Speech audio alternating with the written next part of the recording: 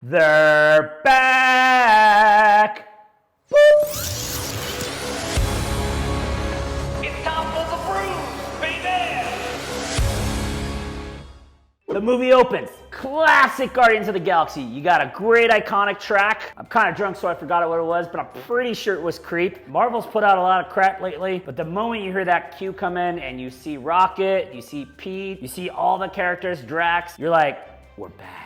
We start with the team. They're collective. They're showing where they're at now after the last installment of the 50 movies we watched. And all of a sudden, explosions out of nowhere. We have Warlock. 2017 was the last time we saw Warlock. We've been waiting way too damn long for that egg to hatch. Hold on, I need some more beer. Warlock comes busting in, boom! Takes out Rocket. Rocket goes down. This is not good. So this guy looks pretty impossible to beat. You know, big buff dude, painted like gold, flying around, shooting beams out of everything. Beautiful CGI, beautiful graphics. I'm sorry, Ant-Man, you went wrong. They did it right. Then Nebula stabs him. He flies away like a wounded dog, which didn't make much sense because he seemed impossible to beat. Rocket is out for the count. We all knew somebody's gonna die, might die, something's gonna happen. Oh no, what are we gonna do?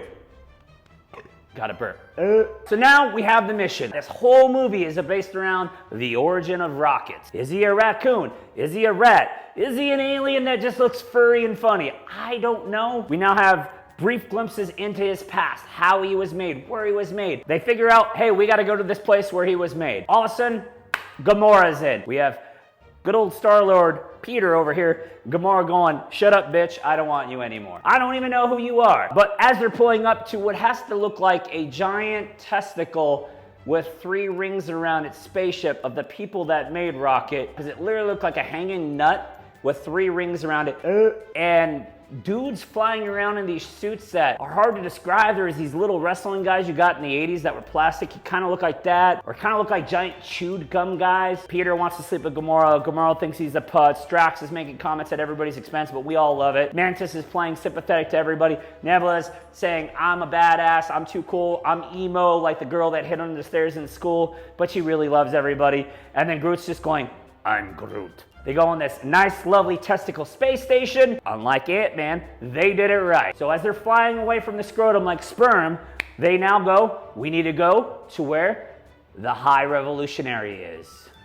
I said that right? High Evolutionary. I was corrected by my producer. Too many beers, people.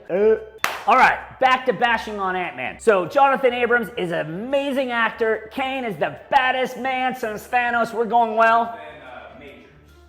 Abrams? Oh, he's a football player. This did not work. Jonathan Majors is an amazing actor, and Kane is supposed to be the new Thanos. He's badass. But the whole story, how he played it, he's an emo boy on TikTok, all that, throw back to the last video if you've been watching, just doesn't play. Now we have the High Evolutionary. I said that wrong too again. Either way, this guy is fantastic. In fact, I'm gonna tell you, by the end of the movie, if you don't think he is a great villain, you just don't like movies and you can go to hell. He should have been the new Thanos because this guy's going around mutating creatures, creating species. He's trying to find the inner God in himself because in the end, he's empty and hopeless. So now we need to go to his new planet. Guess what it's called? Counter Earth. So they're flying to the planet and they gotta go there because apparently there's one guy who was on Superstore, but now he's in this great movie that has stored the passcode in his head to make sure Rocket doesn't die, because I didn't tell you earlier, but Rocket has a kill switch on his heart, and that's why he's dying. And all of a sudden, we're seeing some crazy, a bunch of people walking around that aren't people. They're different animals. At one point, we see an octopus selling meth to things that look like cockroaches, a porcupine getting beat up, and then we see, you know, a warthog walking its kid. Star-Lord, Peter, whatever you want to call him at this point, has got to go do his thing. He says, everybody stay here. I'm taking emo bitch, Nebula. We're going to go, and we're going to go get Rocket. We're going to go get the passcode. There you go, there you go. Mantis and Drax, they don't listen, or at least Drax doesn't listen. He makes one of his witless, witty remarks that doesn't really work, but it's so funny because he's just big and dumb. Thank you again, Dave Bautista. But while that's going on, Peter is having his first face-to-face with the High Lord. The guy that made everything on that planet, made Rocket, made several other species, even the gold people, even Warlock. These are all his jam. Again, this is still better than Ant-Man. Crap's going to high hell, and all of a sudden, the High dude's like, you know, I got gravity. He just starts shooting people over, and he does not even care. In fact, you can just tell this guy bleeds intelligence or intellectual superiority. There it is. And he just thinks everybody's a peon or a cricket or a cockroach or something like that. Peter says, not on my watch. And as the dude's walking away, group pulls out all the guns, starts shooting. And again, still better than Ant-Man. Peter gets the guy he wants. He jumps out of the window. And the guy laughs and goes, that doesn't seem like much of an escape plan when you're going to fall 1,000 feet to your death. And then Groot jumps out, grows wings apparently, because Groot can grow wings, and he flies like the angel. Take the guy they want and run him into the ground until he's just mush, and then rip the thing out of his head. All right, cool, the guy's dead, they got the passcode, we're gonna go back to the ship, but guess what? The world's blowing up now because the villain wants to leave. He doesn't like these people because there's an octopus selling meth to cockroaches. He says, this isn't good, I didn't create a good race, we're gonna blow this all up, we're gonna start again. They can't get back to the ship because guess what? Drax and Mantis is not there, but lo and behold, Gamora is there to save the day. She doesn't know how to fly a ship, which does not make sense because she lives in space. And Groot, they get on the ship, and guess what? They save Rocket. There's a little bit of a story lapse there. He goes to heaven. Apparently, there's a heaven for animals. Thank you, all dogs go to heaven. Comes back, and now he's part of the team. He's pumped. He's like, ugh! Shift into Act 3. Here comes a great fight scene. They're flying their spaceship to go save the other three that didn't listen to any rules or anything going on with the High Evolutionary. Sorry, a couple beers, you figure out what people's name are.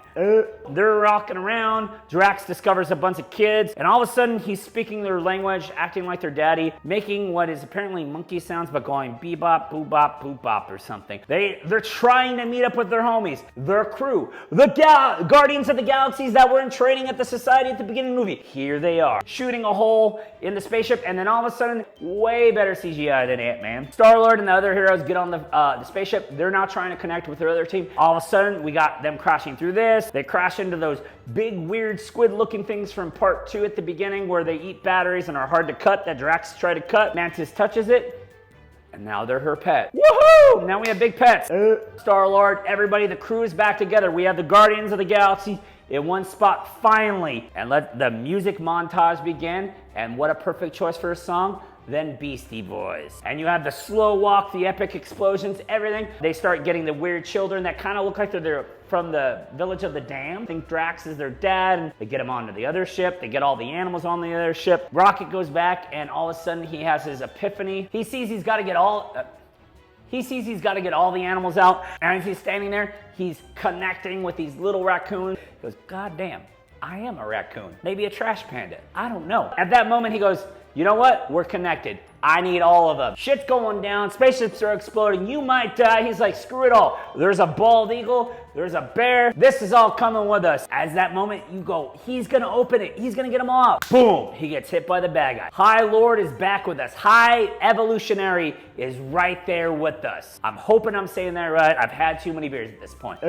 He's shooting them around with gravity. Boom, boom, boom, boom, boom. And then all of a sudden, Rocket turns on his gravity boost that he got at the beginning of the movie. Sorry, I forgot to mention that. But then you get this crazy 30-second sequence where out of nowhere, he hits them. All the Guardians of the Galaxies, because they were looking for him, like Space Lord is there, Gamera's there, Nebula is there. They're all there. They're all punching, kicking, booting, bah. And then all of a sudden, they rip the guy's face off. Because the whole time you're like, dude, that guy's face ain't real. And just when you think Rocket's gonna shoot him, he spares him. And he says, I'm a Guardian of the freaking Galaxy. And that's how you get a tagline. Overall, Guardians of the Galaxy...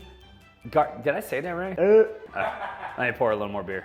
Overall, Guardians of the Galaxy was able to bring my faith back into Marvel movies. I would recommend this to a Marvel fan, to a fan that just wants to watch great comedy, great writing. That's why Dan gave Guardians of the Galaxy Volume 3 4 out of 5 Dans. Thank you, Carrot Face. If you want to support Titan Brew TV, make sure to pound that like button, share, and subscribe. Otherwise, no brews for you. And if you have any brewing ideas or requests, comment down below and let Dan know. Until next time, I've been Dan, you've been awesome. Bro!